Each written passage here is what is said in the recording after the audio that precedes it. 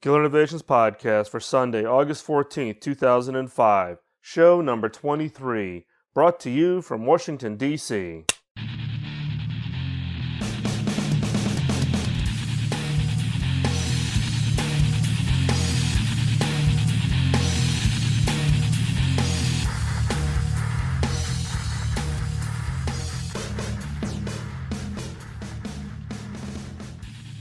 Welcome to the Killer Innovations Podcast. I'm your host, Phil McKinney.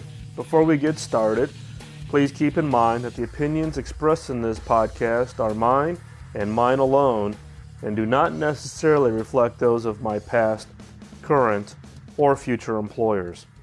Well, I'm just back from San Francisco and Los Angeles this week. Got 1 week back in D.C. and then turn around and head back to San Francisco. Thanks for the feedback. Still looking for emails describing how you apply innovation and creativity to your job and industries. It's interesting that I'm getting a lot of emails from a lot of people who kind of apologize for the fact that they're not in high tech. You know, in my day-to-day job, I am in the high technology field, working for one of the major computer manufacturers. But innovation can emerge anywhere. It's not constrained or confined to just being in high tech. I've talked with one company or an individual that works for a company up in Wisconsin that's in the heavy manufacturing space. Some very interesting technologies. So again, looking for feedback on how you apply innovation and creativity to your job, your personal life, the charities you work with. Again, just trying to collect up stories about innovation in a variety of different industries. So again, drop me an email and let me know how creativity and innovation is impacting your business. And I'll consolidate these and share them in an upcoming podcast. At the end of the podcast, I'm going to answer some questions that I've gotten in the last couple of weeks via email and Skype. Along with, I'll give you an update on the redesign of the Killer Innovations website and looking for your input. Also, please join in on the conversation at the Killer Innovations community site, or what you will know as the button on the site which says KI Community. A lot of people are looking, albeit we're getting a lot more activity on that site. It's a great place for you to ask questions and post your opinions and respond. If you're actively involved in creativity and innovation, it's also your opportunity to help support some of the listeners in answering their questions about problems or challenges or how to get a creativity program going where they work. As always, you can reach me at podcast@killerinnovations.com. You can reach me on the feedback line at 703-636-4460 or always on Skype, Phil_McKinney. Today in segment 1, we're going to talk about defining the problem. In past podcasts, we've talked about the difference between breakthrough and incremental innovations and where each of them play in the overall program, and each having its role in achieving whatever your outcome is you or your management team's trying to drive to. However, sometimes we settle for incremental innovations when finding the breakthrough just seems too hard. We spend so much time in brainstorming sessions, and all we can come up with is basically that little incremental innovation. And that might be great, but what I have found is that the distance between an incremental innovation and a breakthrough can be as simple as redefining the problem. And to show you what I mean, I'm going to use a brief example. It's actually an example that was given to me or shared with me by some other individuals. I don't know who the original source on this example is, but whoever it is, I give them credit. It's not mine, but I think it's a great way to think about how do you redefine the problem. So the task is management wants you to redesign a mouse pad. Now in this example of a problem definition, the innovator, in this case you, can become very quickly fixed on the whole idea of a mouse pad and all the stereotypes that come with that term. And so the solutions that most people come up with when you have a defined stereotype around a specific single product we tend to think about it in the form that we know it as is the form of the stereotype. So in this case, a flat-shaped surface that allows for the smooth mouse movement. So do you change the shape of the mouse pad? Do you change the graphic art on top of it? Do you put a wrist guard on it? Whatever the case might be. In this case, this is typically what management provides as a problem definition. Joe, Sally, I need for you to go design a new mouse pad. Now, if management team has really thought about it and really wants to try to encourage the innovators to come up with a new approach, they could define the task as such as define a new environment in which to work a mouse. So it's not defining it that it has to be a mouse pad, but you want to use the mouse in some kind of an environment that is conducive to getting the job done. So in this case, opportunities emerge where the innovator can explore how the mouse is used and provide solutions or ideas that do not necessarily involve the mouse being flat on the table, sitting and using on top of a traditional mouse pad. Or in that case, maybe it doesn't even sit on the table at all. It could be a full three-dimensional, you rotate your wrist type of movement. Who knows?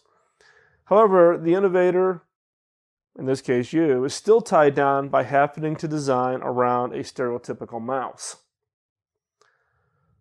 If management team truly understands the value of innovation and creativity, and they really think about how to get the maximum amount of creativity around a specific problem, and they really want to unleash the team, then they may define the problem as, in this case, design of a new hands-based computer-controlled interface. It's not about a mouse pad, it's not about the mouse, but design of a new hands-based computer-controlled interface. In this example, the innovator is left with a maximum amount of freedom and can design a system which more or less redefines the environment between computer operator and machine. In this case, it'll draw upon the innovator's creativity, talent, to produce something genuinely new, something innovative. And it's amazing how just redefining this problem can really open it up. So again, in this example, kind of the base level definition of a problem, Joe, Sally, go design a new mouse pad. Or, Joe, Sally, go design a new environment to work a mouse in. Or, Joe, Sally, go design a new hands-based computer-controlled interface. In the above examples, what do you notice? The breakthrough in this case, and what you'll find, or at least what I have found in my own experience, designing and developing and be responsible for new products and ideas, is that in most cases, the real breakthrough comes from leaving the maximum flexibility when you are innovating where product meets product. In this case, a mouse pad and a mouse. If you focus just on one, the mouse pad, or you focus just on the mouse, you significantly constrain the source of ideas and the source of creativities that you have.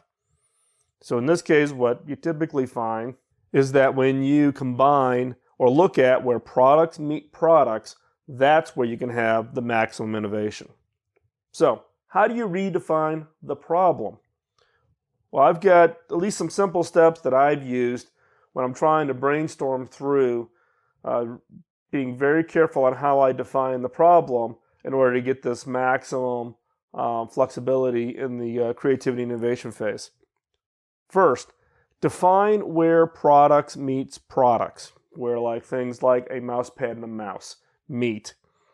And be specific on the current stereotype. Don't be afraid or shy away. It's a mouse pad, it's a mouse, however you want to define it. Take each stereotype and brainstorm as many ways to describe each respective product. So in this case, mouse pad, maybe you describe it as a platform on which a mouse is operated, a flat surface, whatever the case might be. Then make random connections between the descriptions that you've developed for each. So in this case, a mouse pad and a mouse. So take random connections between the two descriptions that you've developed, this entire list, and just make these random connections. So in this case, handheld device, control, pointer, direct the computer, whatever the case might be. And then you look at these connections and then define the desired benefit. So if I took, for instance, handheld and control computer, how would I rewrite the problem statement? So in this case, you rewrite the problem statement and you describe the benefit. So it was a mouse pad and a mouse. That's something that I want to use as a handheld to control the computer. So hopefully that wasn't too confusing. And again, this is not something that that I got out of a book. This is just a process that I go through when I'm trying to look at how do I define the problems. Look where products meet products. 2, take a look at the stereotypes for each of those products and brainstorm different ways to describe them. 3, make random connections between these list of descriptions. And then 4, look at those connections and then look at desired benefits and rewrite the problem statement. So, the question I want to leave you with coming out of this segment 1 is what problem are you working on that could be helped if you redefined the problem? Okay, let's move on to segment 2, weak signals. This last week, while I was in Los Angeles, I had an opportunity to visit the Art Center College of Design in Pasadena. If you're not familiar with the Art Center, it's one of the leading schools for design, creativity, covers a wide range of areas, scope. My visit was coordinated with what they call Super Thursday, which is where the students present their projects coming out of the term. And these projects covered a wide range of majors at the Arts Center, including product design, advertising, transportation design, photography, filmmaking, etc. And while I was there, they shared with me a study they did on a market segment that we've all known to know as tweens. And I found the research fascinating. And here I'm going to share with you just some of the findings as a weak signal source for your ideas. So what are the tweens? Tweens are anybody in the population that's between the age of 11 and 14. So these are kind of the preteens growing into the early teen years. Now it's interesting that the tweens have kind of a unique perspective on technology. They view kind of the instant messaging, SMS from your mobile phones as really what they refer to as their friend network. This is how they communicate. This is how they connect to their friends. And one of the ways they really show a lot of creativity is in the screen names. You know, it's kind of like vanity license plates. You know, people try to get very clever. And the same is for screen names. And many of the tweens have 3, 4, 5 screen names, each with their own separate network of friends in order to maintain some wall of privacy. The tweens view email really as the adult network or old technology. They do not view email as anything new, hip, or anything that they typically do a lot with. They do everything on instant messaging, and email is kind of what mom and dad use. The cell phone basically is used, they refer to it as really their permission network, calling their parents, asking permission to go X, Y, Z, etc., etc. And they also will refer to it as the parent leash. Home, with regards to technology, they refer to the technology graveyard. Old technology in the house. They don't view their home as really being hip and cool or having the latest gadgets. Now, the other thing that's kind of unique with the tweens is what I would refer to as identifiers, how they describe what's kind of the social class of the tweens. So the identifiers, and this is a list that they've used themselves when during the research study of how they describe different groups of individuals within their school or within their social network. So one is, the popular. So those, hasn't changed since I was that age. You got all the popular kids. You got the losers. You got what's called ballers, which is what I would refer to as jocks. The rockers, the gangsters, the skaters, the punkers, and emo, which I had to do a little bit of research to figure out what this one stood for. And what it was referred to is what they would call emotional. And so these are a group of kids who the other kids view or tag as being the emotionals, which is not, I guess, pretty much you could put everybody in 11 to 14 in that category, given the hormones going on. And then the last category that they identified was what they call dark wave. And the dark wave, some of us may refer to as goth. It's the kids who are listening to the really dark kind of music. I would refer to that again as goth. So again, you've got popular, losers, ballers, rockers, gangsters, skaters, punkers, emo, and dark waves. Some of the fantasies, when they do want to fantasize about their future, one of the ways they do that is online window shopping.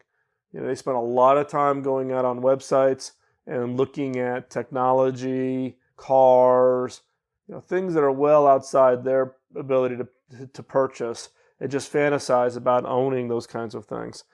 The one thing particularly with the girls in this age category is watching a lot of decorating shows. So Clean Sweep is a very popular show in this category, and some of the new home redesign, extreme makeover kind of shows are very popular. Entertainment. Most of these kids viewed their watching TV only if they're bored. If there's no other option, then they'll watch TV. But TV's not a major source for them of entertainment. I mean, in my case, when I was this age, I was pretty much camped out in front of the TV because there really wasn't another option. But for these kids, they have lots of other options, whether that be sitting in their room, instant messaging their friends, or on the phone talking, or SMSing, or on the websites. And really, TV is only if I'm bored. And just think about all the impact that's going to have on the new advertising models. Movies are important for them. Music is extremely important for them. Now about space, how do the tweens define space around them? Well, one is they focus a lot of energy on what they would call branding of their room. So this is all the little knickknacks, what they collect, what they put on their shelves, painting on, what color the walls are. And really what they're trying to do is look for something unique, something different that differentiates them from everybody else, something that really defines it as their space. And for a lot of these kids, this is really the first time that they've been able to define their own space and have some kind of control over what goes up on the walls and what pictures are hung, etc. Virtual space for them is kind of they shy away from it only from the standpoint of only invited. This would be like chat rooms, etc., etc. They're very suspicious. Unless they're invited by somebody they know, they tend to shy away from that. Public space for them, the mall, the juice bar, and the coffee shop. Interesting that a lot of kids put coffee shop down, Starbucks, Caribou Coffee, whatever. And it's turning into being kind of the hip place for the tweens to meet their friends and to hang out. But one thing that is unique about the tweens is that they're constantly looking for a new space, something new that they can define that's for their market segment, someplace where the tweens can come together. It's clearly defined as their space, and that they can feel like they've got something of their own from the standpoint of being hip and cool versus always being the ones that are trailing behind and following the high schoolers around. Private space for them, where it's kind of like a no trespassing sign, where people cannot enter. One is their books, binders, sweatshirt. When they had an opportunity to list a variety of different clothes, the sweatshirt was identified as kind of being their private, something that they would not share. Water, and interestingly enough, keys. How do the tweens view time? Well, one is they feel a lot of stress and a lot of pressure, which is homework, which really equates to them having no personal time. And it's interesting that a lot of the tweens do not have the expectation that they will do better than their parents. When I was growing up as a baby boomer, the expectation was that you would do better than your parents. You would get a better education. You would get a better job. You would make more money than your parents, and therefore do better. For a lot of these tweens, they're looking at the success that their parents had, and many of them are checking out. They're not trying to achieve better than their parents. They're refocusing away from the bigger, better, more money to things that they're truly passionate about. And at this age, in the tween space, they're searching out where that is. But part of the stress is for those kids who do want to be successful, and because of what they view as the level of competition to get into the better colleges, etc., they are spending an enormous amount of time on their grades and other activities in order to try to win and be successful and attempt to do better. Tweens have their own time zones that they've defined, and it really falls into just four: before school, school, after school, and nighttime. So in their minds, everything really revolves around the time constraints or the time frames defined by their school activities. Locations they'd like to hang out at, or locations where they kind of view as where they have experiences. One is in the home. The second is in school. Third is sports, whether that be they participating in sports or they're watching sports. And then fourth was coffee shop. Again, coffee being the big thing. And I don't know, what does it say about society when we're getting 11, 14-year-old kids hooked on caffeine? So, given what we've just discussed, what unique characteristics could you combine to create a killer innovation aimed at the tween market? Moving on to segment 3. To leverage on the previous segment talking about the tween market, this week's killer question is, how can I capitalize on pop culture in my product offerings? So again, this week's killer question is, how can I capitalize on pop culture in my product offerings? Some obvious choices include, clothing, music, cars, movies, but there are some things that are not so obvious. And also keep in mind that the pop culture, not only do you need to be aware of pop culture to take advantage of it, but you also need to be aware of pop culture so that it doesn't come against you and impact your business. So what's one example? Let's take a look at food. We've seen the recent pop culture, and I don't know, some people in the diet industry might be a little upset with me calling it pop culture, but let's take a look at the Atkins diet. In the case of the Atkins diet, it was, you had to stay away from carbs, right? So protein was good. Well, if you were Krispy Kreme and you kind of ignored the fad, which Krispy Kreme did, it had a huge impact on their business. I mean, Krispy Kreme went from being the place to have that kind of indulgent food experience to having significant impact on their revenue and growth numbers, now to the point where the CEO is being indicted for basically cooking the books. No pun intended there. So in this case, here's an example of an industry not being aware of a fad that was emerging and therefore caught themselves on the wrong side of that fad line. Another is travel. Businesses that are highly dependent on tourism has found that they can win big and also lose big depending on whatever the fad is, whether that fad is tanning a good thing to be doing, or is being out in the sun bad from a cancer perspective? The current social norms of gambling, for instance, with all of the poker games being played on TV, what the casinos are finding is that they literally will have waiting lines of 8, 9, and 10 hours for people to get to the poker tables in Las Vegas at the better-known casinos, because people now have seen or have watched people playing poker on TV and want to participate in that kind of an activity. So there's these issues of fads that kind of emerge, in this case tourism/gambling, that's being driven by what people are seeing on TV. So again, this week's killer question is, how can I capitalize on pop culture in my product offerings? And I'd also put a little twist on that.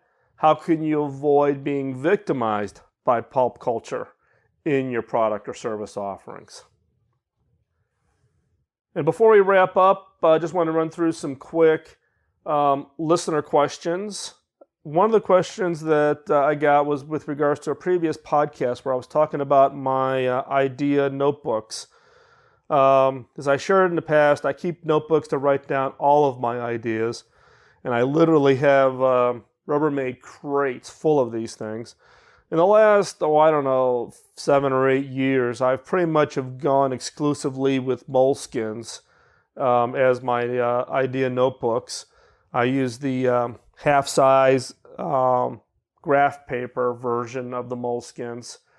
And for me, I date each page as I'm writing out ideas. And if it's an idea that I clearly wanted to protect, then you need to have each page witnessed. And that means somebody has to read it, understand what the basic idea is, and then date and sign the bottom of each page.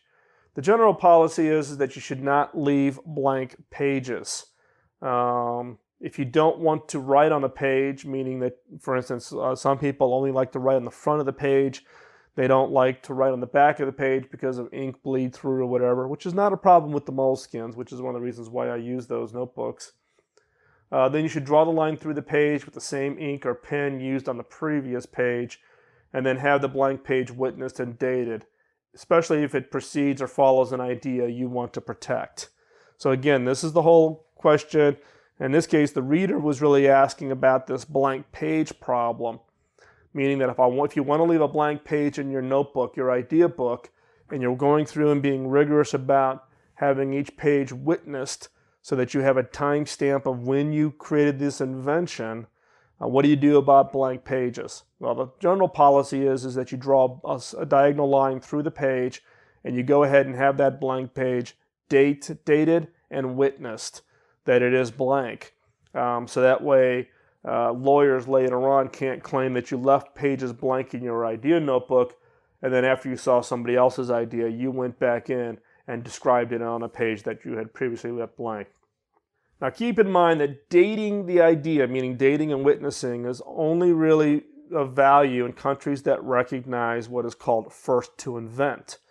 And what that is meaning that you can claim an idea even if you don't file it for patents by proving you had the idea first. Now, first to invent countries are, examples would be like the US. Most countries only recognize first to file, and there's actually movement within the US to move to a first to file, in some cases with conditional patents and others, which means everything rests on getting your idea down on paper and submitted for protection. As for me, I'm slowly moved away from heavy dating and witnessing, and instead have just gone directly to filing ideas for patents that I want to protect. Again, what I'm giving here is not legal advice. I'm not a lawyer. This is just the process that I go through. You should seek out proper legal counsel to ensure any of your ideas are protected. And also, just as a word of advice, for those of you who might be saying that, hey, I got this great idea, how do I get it commercialized? Avoid firms that promise to find companies who will license your patent or ideas in exchange for an upfront fee. I look at literally thousands of ideas, thousands of patents every year as part of my day-to-day job in the high-tech field. And I can tell you that I have never purchased an idea or a patent from any of these licensing companies. So avoid those firms. That's just my personal opinion. If you really do have a great idea and you do have a licensing firm that's one of the more credible ones that are out there in the industry, then they should be excited about your idea such that you negotiate a split on revenue received, not an upfront fee. Second question, in a previous podcast, I mentioned equipment that I use to record the podcast, especially when I'm mobile. One item I mentioned was an earpiece microphone that I actually received as a prototype from Nicholas and the management team at Skype. This piece comes in very handy when I'm on the road and recording. This particular device was a prototype at the time when I got it from Skype, and one listener emailed asking if the earpiece and microphone were commercially available. Well, the answer is not that I know, and I'll try to remember to ask the Skype team the next time I stop by their offices in London and see if that has gone commercial. It is a very handy device, and it looks a lot like what you would see with a traditional over-the-ear microphone kind of device that you would have with a cell phone, but this one's unique for Skype. So also, before wrapping up, I wanted to share with you some information about the Killer Innovation site redesign. I've gotten a lot of comments about the current site, and believe me, I know all of its problems. and the fact that it has really a look and feel, and the fact that the banner doesn't even say Killer Innovations. The site redesign is actively underway. We've contracted with somebody to help build the site. Once I have a draft version ready for review, I'll post a link in the community site under the feedback category and ask for your thoughts and comments. Some new features on the site based on emails and feedback are, one will be a directory of books and tools, everything that I use. I get a lot of questions about certain books. Am I familiar with it? Do I know this? The use of card decks as a source of generating ideas, etc. So I'm actually creating an entire list of the books and tools that I use regularly in my innovation workshops. That way you can see what I'm using, and it'll also be an opportunity for you to comment on those. Secondly is events and schedules. I get a lot of emails from people who maybe have listened to the podcast a little late and had learned that I was just in their area. So for instance, I was just in Los Angeles, and one of the listeners actually is based in Los Angeles, but by the time they listened to the podcast and heard that I was in LA, it was too late for us to do a meetup. So I'm posting events and schedules so that you know where I'm going to be. And my objective here is not to boast that I'm at these locations. My objective here is for us to facilitate a means to meet up. It was such a great experience to meet with some of the listeners at SuperCom in Chicago a couple months back that I really want to try to reach out and have an opportunity to meet with as many of you as possible as I travel around the world. So stay tuned. That will have a much longer view as to where I'm going to be. And then if I happen to be in your area, then let's set up a meetup, maybe with just ourselves or maybe a bunch of listeners. For instance, Australia is turning out to be the second largest contingent of listeners to this podcast, or coming behind the U.S. It is Australia, with UK being number 3. So needless to say, I'm going to make a special effort to get down to Australia in order to visit with the listeners that are down there. Third, I'm also putting in an entire list of all the RSS and links, all the RSS news feeds that I read, regularly. I'll also put those up as OPML format so that you can download them and load them directly into your news feeders if you want to read the same things that I'm reading, or if I've got something in my newsread that's a little bit, something that maybe you haven't come across. And then also we're going to do a better job of integrating in the community site so we can get more listener participation. So give me some thoughts. If there are other things or features that you would like to see in the website to make it easier for you to find resources around innovation and creativity, let me know. And with that, thanks for listening. Please keep the feedback coming. The email volume this last week was great. A lot of people submitting emails about innovation, the role of innovation and creativity in their day-to-day jobs. I really do appreciate that. And so again, please keep the feedback coming. You can reach me at podcast@killerinnovations.com. Feedback line is 703-636-4460. And you can Skype me at Phil_McKinney.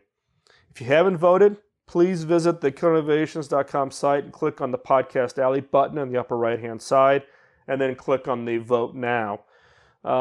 Votes and comments on Podcast Alley are the easiest way to say thanks for the time and effort that goes into researching and producing your favorite podcast. So you should go out to Podcast Alley and make sure you vote for all your podcasts. That way, the producers and the people who are involved in creating those know that you're listening and that you're getting value from their efforts. Please join in on the conversation about creativity, innovation, ideas, and weak signals by visiting the killerinnovations.com site and clicking on the KI community button. Participate. Many of you may be thinking that you're listening to this on your iPod or MP3 player, and that's the limit of value that you can get from just from the podcast. But what we're doing is we're trying to build a community, build an interaction between the listeners, which gives you just as much, or if not more value than just the podcast by itself. So join in. The Killer Innovations Podcast is a proud member of the Tech Podcast Network. If it's tech, it's here. Visit techpodcast.com to discover the best in technology podcasts. And you should go out and take a listen to it. albeit the Tech Podcast Network is primarily for technology. There are some great podcasts that are more science and technology. For instance, Craig Boyd's podcast, which is the BBC Technology. If you don't listen to that one, albeit it is about technology, but Craig covers such a wide range of topics.